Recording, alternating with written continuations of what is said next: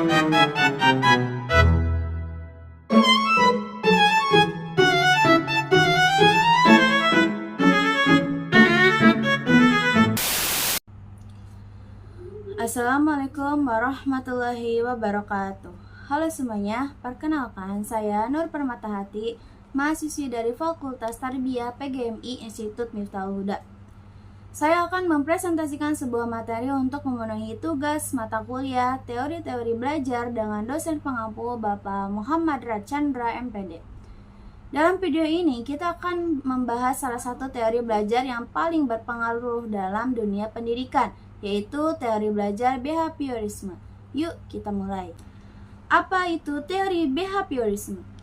Teori behaviorisme adalah pendekatan belajar yang menekankan perilaku yang tampak sebagai hasil dari hubungan antara stimulus dan respon.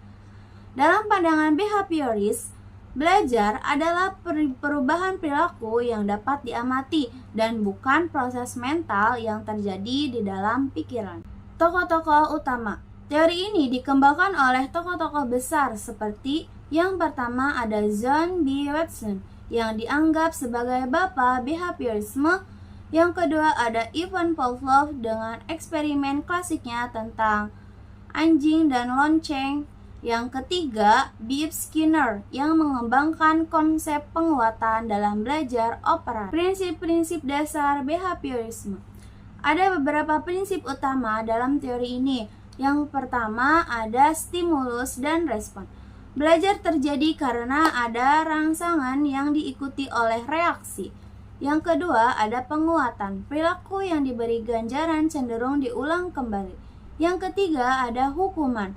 Perilaku yang diberi hukuman akan cenderung dihentikan. Yang keempat ada pembentukan. Pembelajaran dilakukan secara bertahap dengan memperkuat respon yang mendekati perilaku yang diinginkan.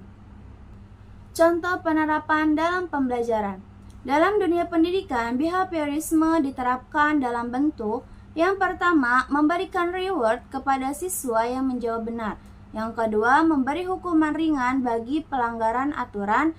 Yang ketiga, menggunakan latihan berulang untuk memperkuat keterampilan seperti membaca, menulis, dan berhitung.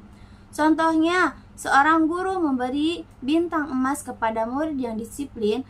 Lama-kelamaan, murid akan terbiasa dengan perilaku disiplin karena sudah diperkuat secara positif. Kelebihan dan kelemahan. Kelebihan behaviorisme antara lain cocok untuk pembelajaran yang memerlukan hafalan dan keterampilan motorik. Hasil belajar bisa diukur secara nyata dan objektif. Namun ada juga kelemahannya. Yang pertama, tidak memperhatikan proses mental siswa. Yang kedua, kurang efektif untuk pembelajaran yang memerlukan pemahaman mendalam dan kreativitas. Kesimpulan. Sebagai kesimpulannya, teori belajar behaviorisme memandang belajar sebagai perubahan perilaku yang terjadi akibat stimulus dan respon, serta sampai dipengaruhi oleh penguatan dan hukuman. Meskipun dianggap terbatas dalam memahami aspek kognitif manusia, behaviorisme tetap relevan dan bermanfaat, terutama dalam membangun kebiasaan positif dan menanamkan disiplin belajar pada siswa.